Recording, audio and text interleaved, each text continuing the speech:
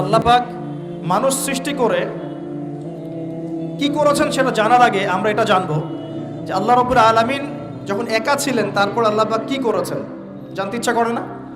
আচ্ছা, আজকে আমরা হিস্ট্রিটা বলছি, শুনুন। আল্লাহ পাক একা ছিলেন, তারপর আল্লাহ সৃষ্টি করেছেন আরশে আজিম। আল্লাহ পাক সৃষ্টি করেছেন কি? আরশে আজিম। আরশ কি জিনিস?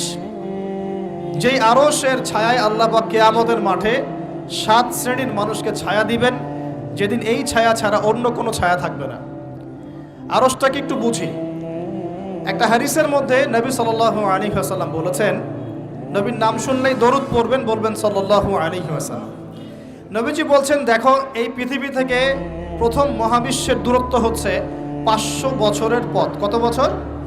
500 বছর। এভাবে দ্বিতীয় মহাকাশ থেকে তৃতীয় মহাকাশ দূরত্ব 500 বছরের পথ। এইভাবে প্রত্যেক আসমানের মধ্যে দূরত্ব হচ্ছে কত বছরের পথ? 500। সপ্তম আসমানের উপরে আছে সিদরাতুল মুনতাহা। কি আছে? এটা একটা কুল গাছ, বড়ই গাছ। নাসা আবিষ্কার করতে পেরেছে, অতএব বিশ্ববাসী বিশ্বাস করবে না। নাসা যদি কালকে বলে হ্যাঁ পাওয়া গেছে সিদরাতুল মুনতাহা, তাহলে বিশ্ববাসী বিশ্বাস করবে। একটা শিরকি দর্শন চলছে, কুফরি দর্শন। ও যখন বলবে হ্যাঁ, তখন সবাই বলে হ্যাঁ। আল্লাহ পাকের ওহীর জ্ঞানের কোনো মূল্য নাই সবার কাছে, ইল্লা মাশাআল্লাহ। সিদরাতুল মুনতাহার উপরে আছে কুরসি। কি আছে? কুরসি। আল্লাহ পাকের কুরসি, যেটা আপনি আয়াতুল কুরসির মধ্যে পড়েন, ওয়াসিআ কুরসিয়ুহুস সামাওয়াতি ওয়াল আরদ, মানে আল্লাহ পাকের কুরসিটা আসমান জমিনকে ঘিরে রেখেছে। আর বলে রাখি যে প্রত্যেক ফরজ নামাজের পর যে আয়াতুল কুরসি পড়ে, জান্নাতে যাওয়ার জন্য তার একটাই বাধা, মৃত্যু। মৌত হয়ে গেলে জান্নাতে চলে যাবে। একটা হাদিস আসছে, রাত্রেবেলা ঘুমানোর সময় কেউ যদি আয়াতুল কুরসি পড়ে, সারা রাত আল্লাহর পক্ষ থেকে একজন ফেরেশতা তাকে পাহারা দিবে ইনশাআল্লাহ। এই ফেরেশতা তো দেখা যায় না, দেখা যায়? তো কয়দিন পর যদি বলে যে যা দেখা যায় না তা বিশ্বাস করা যাবে না, আসলে কিন্তু এপিস্টেমোলজি তাদের এটাই, যা দেখে না তা বিশ্বাস করে না। পশ্চিমারা কি ফেরেশতায় বিশ্বাস করে? কেন করে না? এটা তো একটা প্রশ্ন। উত্তরটা আমি বলছি আপনাদেরকে। কারণ তাদের জ্ঞান তত্ত্ব হচ্ছে যা চোখে দেখি না, যা পরীক্ষা নিরীক্ষা পর্যবেক্ষণে আসে না, তার কোনো অস্তিত্ব নাই। এটা ওদের ফিলোসফি অফ এডুকেশন, শিক্ষা দর্শন। এটাকে আমরা ফিলোসফির ভাষায় বলি এপিস্টিমোলজি বা জ্ঞান তত্ত্ব। জ্ঞান তত্ত্ব টিচার যারা আছেন তারা বুঝবেন। তাদের জ্ঞান তত্ত্ব এমন, আর আমাদের জ্ঞান তত্ত্ব উল্টা, টোটালি ডিফারেন্ট। আমরা কি বলি? আমরা বলি ওয়াকুলিল হাক্কু মির রাব্বিকুম, সত্য আল্লাহর পক্ষ থেকে আসে। আমরা বলি যে অদৃশ্যে বিশ্বাস না করা পর্যন্ত কেউ মুমিনই হতে পারবে না। ইমানের কয় পিলার? ইমানের কয় পিলার? 6 পিলার। আমানতু বিল্লাহি, আল্লাহর প্রতি বিশ্বাস করলাম, ওয়া মালাইকাতিহি, তার ফেরেশতাগণের প্রতি, ওয়া কুতুবিহি, আল্লাহ পাকের আসমানি কিতাব সমূহের প্রতি, ওয়া রুসুলিহি, আল্লাহ পাকের রাসূলগণের প্রতি, ওয়াল ইয়াউমিল আখির, পরকালের প্রতি, ওয়াল কদরি খায়রিহি ওয়া শাররি, তাকদীর বা ভাগ্যের ভালো মন্দের প্রতি। এই 6টার একটাও কি চোখে দেখা যায়? আল্লাহকে দেখেছেন? ফেরেশতা দেখেছেন? আমাদের নবীকেও কি দেখেছেন? শুধু কোরআনটা আপনি চোখের সামনে দেখছেন, আর কিচ্ছু আপনি দেখছেন না। পরকাল দেখেছেন? তাকদীর ভাগ্য দেখেছেন? কিচ্ছু দেখে নাই। এই 6টা পিলারে বিশ্বাস না করতে পারলে কেউ মুমিন হতে পারবে না। পারবে? আলিফ লাম মিম যালিকাল কিতাবু লা রাইবা ফি হুদাল লিল মুত্তাকিন। কারা মুত্তাকি? আল্লাযীনা ইউমিনুনা বিল গায়বি। এই যে 6টা গায়েবে যারা বিশ্বাস করে, এরা হলো মুমিন, মুত্তাকি। তাহলে আমাদের জ্ঞানের ভিত্তিটা কি? আমরা অদৃশ্যে বিশ্বাস করি, আর ওদের জ্ঞানের ভিত্তি হচ্ছে ওরা চাক্ষুষ যা দেখে তাতে বিশ্বাস করে।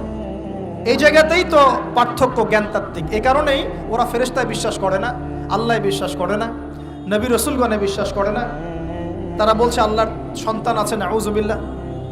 হ্যাঁ, তারা আসমানি কিতাবে বিশ্বাস করছে না, তার ধর্মের কনসেপ্টে বিশ্বাস করছে না। তারা পরকাল, পুনরুত্থান, হাসর, কিয়ামত, মিজান, পুলসিরাত কিছুই বিশ্বাস করে না। বিশ্বাসগত পার্থক্য এখানে। এখন মুমিন মুসলিম হিসাবে আমরা বিশ্বাস করি আল্লাহ পাকের ফেরেশতা আছে না নাই? আছে। এখন এই ফেরেশতারা 8জন ফেরেশতা, বড় বড় 8জন ফেরেশতা, তারা আল্লাহ পাকের আরশটাকে ধরে রেখেছে। কয়জন ফেরেশতা? 8জন। এই 8জন ফেরেশতা আল্লাহর আরশকে টেনে নিয়ে আসবে কিয়ামতের মাঠে। বলেন সুবহানাল্লাহ। আল্লাহ পাকের এমনও ফেরেশতা আছেন যারা একটা ফুৎকার দিবে, জাস্ট একটা ফু, এক ফুৎকারে পুরো মহাবিশ্ব ধ্বংস হয়ে যাবে। এত শক্তিশালী ফেরেশতা আছে আল্লাহ পাক। আমরা যখন মায়ের গর্ভে ছিলাম, এরকম একজন ফেরেশতাই আল্লাহর পক্ষ থেকে রূহ নিয়ে এসে মায়ের গর্ভে ফুঁকে দিয়েছে এবং আল্লাহর হুকুমে 4টা বিষয় লিখে দিয়েছে। আমরা প্রত্যেকে যখন মায়ের গর্ভে ছিলাম, বয়স ছিল 4 মাস 10 দিন।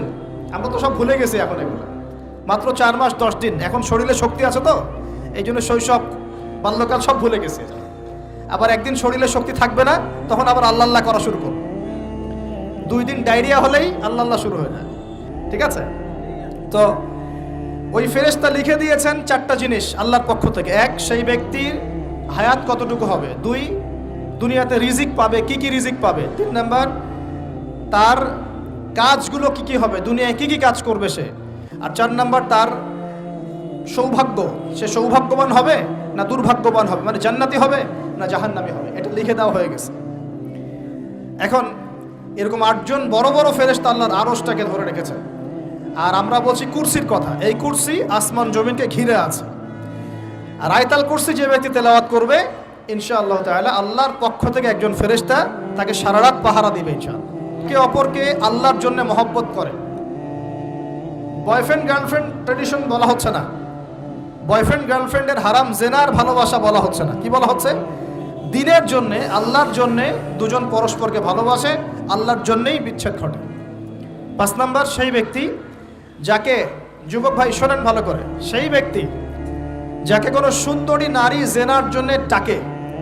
সুন্দরী উচ্চ বংশের কোনো মেয়ে নিজেই জেনা করার জন্য ডাকে, কিন্তু যুবক বলে আমি আল্লাহকে ভয় করি, ইন্নী আখাফুল্লাহ, আমি আল্লাহকে ভয় করি। এরকম যুবক আছে এখনো বাকি সমাজে? এখন তো ইচ্ছা করেই মানুষ জেনা করে। এখন তো জেনা এত সহজ, মানুষ 1000, 1500, 2000 টাকা দিয়ে জেনা করতে পারে। এই সমাজে জেনা সহজ, বিয়ে হয়েছে কঠিন। এই সমাজে জেনাটা সহজ হয়ে গেছে, বিয়েটা কঠিন হয়ে গেছে। এই জন্য বিয়ের ঝামেলা অনেকে যেতে চায় না। জেনা করেই তো আমি যা উদ্ধার করার করছি। বিয়ে করলে খাওয়াতে হবে, নিজের পায়ে দাঁড়াতে হবে, এই লাগবে সেই লাগবে, সুবহানাল্লাহ। কিন্তু প্রিয় ভাই মনে রাখবেন, জেনা এমন একটা পাপ, যেই পাপ থেকে যদি কোনো যুবক নিজেকে বাঁচাতে পারে, আল্লাহ পাক তাকে সাক্ষাৎ মৌতের হাত থেকেও বাঁচাতে পারবে ইনশাআল্লাহ। কিভাবে? 3 বন্ধু যাচ্ছে রাস্তা দিয়ে, হঠাৎ করে ঝড়, বন্ধু 3 জন ঢুকে গেল গুহার মধ্যে। কিসের মধ্যে? গুহায়, যে পাহাড়ি এলাকায় আপনারা থাকেন যারা, গুহার মধ্যে। হঠাৎ করে পাহাড়ের পাথর দিয়ে গুহার মুখটা বন্ধ হয়ে গেল। এখন খোলার কোনো অপশন নাই। সবাই বলছে এখন 3 জন, এখন তো আমরা বের হতে পারবো না। সবাই সবার নেক আমলের ওসিলা দিয়ে আল্লাহর কাছে দোয়া করো। কিসের ওসিলা দিয়ে? নেক আমলের ওসিলা দিয়ে দোয়া করতে হয়। যে হাদিস, মৃত মানুষকে ওসিলা করে তার জন্যে নজর মানত জবাই করে দোয়া করতে হয় না, নিজের নেক আমলের ওসিলা দিয়ে আল্লাহর কাছে দোয়া করতে হয়। আল্লাহ পাক এখন দোয়া শুনলেন। একজন বলছে আমি আমার পিতা মাতাকে খুব খেদমত করতাম, তাদেরকে দুধ পান না করে দুধ পান করাতাম না, নিজেও করতাম না, ছেলেদেরকে করাতাম না। আল্লাহ, এই কাজটা তোমার ভালো লাগলে আজকে গুহার মুখ থেকে পাথর সরিয়ে দাও। পাথর একটু সরে গেল। পাথর আল্লাহর কথা শোনে কিনা? শোনে না? সবাই আল্লাহর কথা শোনে। আগুন আল্লাহর কথা শোনে কিনা? ইব্রাহিমের জন্য আগুন ঠান্ডা হয়ে যায় নাই?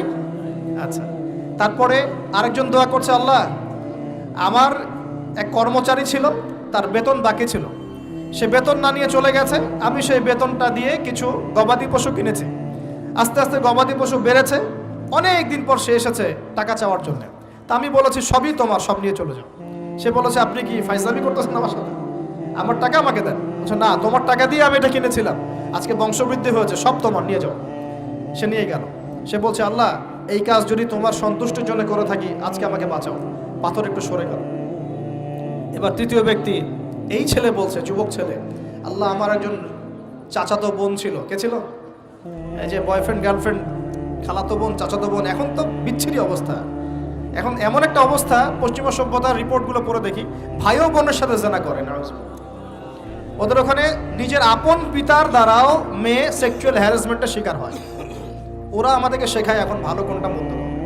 আর আমরাও আমাদের মাথাটা কবে যে বিক্রি করে দিলাম, ওদের কাছ থেকে ভালো মন্দ শিখতে হচ্ছে। কোরআন সুন্নাহ বাদ দিয়ে ওদের কাছ থেকে ভালো মন্দ শিখতে হচ্ছে। তো চাচাতো বোনকে সে খুব ভালোবাসতো, তাকে সে পেতে চাইতো, মানে তার সাথে সেক্সুয়াল সম্পর্ক করতে চাইতো। আমাকে 1000 বা 100 স্বর্ণ মুদ্রা দিতে পারো, দিনার, তাহলে আমি তোমার সাথে সেক্স করব। মানে জেনা করবো, নাউযুবিল্লাহ। তো সেই ছেলে অনেক কষ্ট করে এই টাকাগুলো বা এই দিনারগুলো অর্জন করে, কামাই করে, দিনরাত পরিশ্রম করে, ঠিক আপনারা যেমন করছেন আর। তো এরপর সে তার স্বর্ণ মুদ্রা দেয়, দিয়ে বলে যে এখন আমাকে আমার কাজ করতে দাও।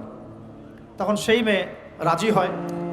ঠিক যে মুহূর্তে তারা সেক্সুয়াল সম্পর্কটা করবে, ঠিক ওই মুহূর্তেই এই মেয়ে বলে ওঠে, হে আল্লাহর বান্দা, আল্লাহকে ভয় করো।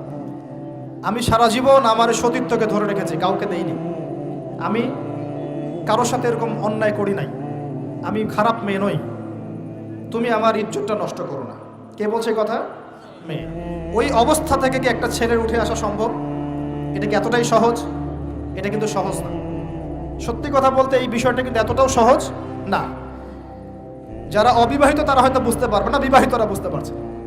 তো ওই অবস্থা থেকে সেই টাকাগুলো না নিয়ে সেই স্বর্ণমুদ্রা মেয়েকে দিয়ে ওখান থেকে সেই ছেলে উঠে আসে আল্লাহর ভয়ে। সে এখন গুহার মধ্যে আটকা পড়েছে, আল্লাহকে বলছে, আল্লাহ ওই দিন ওই কাজ যদি তোমার সন্তুষ্টির জন্য করে থাকি, আজকে আমাকে মৃত্যুর হাত থেকে বাঁচাও। সমস্ত পাথর ধপধপ করে সরে গেল গুহার মধ্যে। এটা কিন্তু কোনো গাল গল্প না, এটা বনু ইসরায়েলের ঘটনা, সত্য ঘটনা। এই হাদিস থেকে আমি আপনাকে দলিল দিচ্ছি যে যদি জেনার মতো পাপ থেকে আমি সরে আসতে পারি, সাক্ষাৎ মৌত থেকে আল্লাহ বাঁচাতে পারে। প্রিয় ভাই, সেই যুবক আরশের ছায়া ছায়া পাবে যে তার যৌবনকালটাকে আল্লাহর পথে কাটিয়েছে, এবং যাকে কোনো সুন্দরী মেয়ে জেনার জন্য আহ্বান করে, সে বলে আমি আল্লাহকে ভয় করি। আমরা তওবা করি, আমরা কোনো প্রকার জেনার পাপে যাব না ইনশাআল্লাহ। যদি হারাম কোনো সম্পর্ক থেকে থাকে, আজকেই এই নাম্বার ডিলিট করে ফেলতে হবে। আল্লাহ পাক তৌফিক দান। ডিলিট করার আগে আবার ফোন করে বলেন না যে আজকে থেকে আর কথা বলবো না, তাহলে এই কথা আর কোনোদিন শেষ হবে না। একবারই বন্ধ, ডিসকানেক্টেড। কার জন্যে? আল্লাহর জন্যে। এবং এটা করার পরে আল্লাহকে বলতে হবে, আল্লাহ শুধু তোমার ভয়ে এবং তোমার সন্তুষ্টি পাওয়ার জন্যে আমি জেনা থেকে বেরিয়ে আসলাম। আল্লাহ তুমি আমাকে হেদায়েত দাও, ঈমান দাও, আমল দাও, এবং তোমার রাস্তায় আমাকে বেহিসাব রিজিক দাও। এবং নেককার কুমারী, নেককার প্রেমময়ী, তাকওয়াবান, মুত্তাকি একজন স্ত্রী আল্লাহ তুমি আমাকে দান করো। ইনশাআল্লাহ আল্লাহ পাক আপনাকে দান করো। আল্লাহ পাক দান। আল্লাহ পাকের জমিন প্রশস্ত, আল্লাহর হাত প্রশস্ত। আল্লাহর হাতকে সংকীর্ণ মনে করবেন না, আল্লাহর জমিনকে সংকীর্ণ মনে করবেন না। আল্লাহ পাক যাকে ইচ্ছা বেহিসাব রিজিক দিতে পারে ইনশাআল্লাহ। আল্লাহ পাক আমাদের সবাইকে বেহিসাব রিজিক দান করুন বলি আমিন। আর কে? আর সেই ব্যক্তি যে এত গোপনে দান করে, যার বাহাত জানে না ডান হাত কি দান করেছে, যার বাহাত জানে না ডান হাত কি দান করেছে। আমাদের মতো নয় যে 10,000 টাকা দান করলে সবাইকে না জানানো পর্যন্ত ঘুম হচ্ছে না, এমন নয়। দান এমন গোপনে করে যে তার বাহাত জানে না ডান হাত কি দান করছে। আল্লাহ পাক আমাদের সবাইকে গোপনে দান করার তৌফিক দেন। এর মানে এই না যে প্রকাশ্যে দান করা যায় না, প্রকাশ্যেও দান করা যায়। অন্যকে উৎসাহিত করার জন্যে প্রকাশ্যেও দান করা যায়, কিন্তু গোপন দান আল্লাহর কাছে অনেক বেশি পছন্দের। আর 7 নাম্বার সেই ব্যক্তি যে নীরবে নিভৃতে গোপনে আল্লাহর কথা স্মরণ করে কাঁদে এবং তার চোখ দিয়ে অশ্রু প্রবাহিত হয়। এই 7 শ্রেণীর মানুষকে আল্লাহ পাক কিয়ামতের মাঠে আরশের ছায়ায় ছায়া দিবে ইনশাআল্লাহ। আমরা কি পেতে চাই? আল্লাহ পাক এই আরশ সবার আগে সৃষ্টি করেছেন। তারপর কি সৃষ্টি করেছেন? কলম। কি? কলম। কলম সৃষ্টি করে আল্লাহ পাক বলেছেন উকতুব, লিখো। কলম বলছে মাযা আকতুব, আমি কি লিখবো? আল্লাহ বলছেন কিয়ামত পর্যন্ত যা হবে সব লিখো। লাউহে মাহফুজে কলম লেখা শুরু করেছে, কিয়ামত পর্যন্ত যা হবে সব লেখা হয়ে গেছে অলরেডি। অতএব রিজিক নিয়ে আপনার টেনশন করার কোনো দরকার নাই। যা লেখা হয়েছে পাবেন ইনশাআল্লাহ। যদি হালাল পথে চান হালাল পথে পাবেন, হারাম পথে চাইলে হারাম পথে পাবেন। আপনি যা তাকদিরে আছে এর বাইরে আপনি কিছু পাবেন না, যতই চেষ্টা করেন। আল্লাহ পাক আমাদের সবাইকে তাকদির নিয়ে সন্তুষ্ট থাকার তৌফিক দান করুন। আমরা কি তরবারের জোরে ইসলাম প্রচার করেছি, নাকি আদর্শের জোরে হয়েছে? আদর্শ দেখে, মুসলিমদের চরিত্র দেখে, তাদের চারিত্রিক মাধুর্য দেখে, কোরআন সুন্নাহর প্রামাণ্যতা দেখে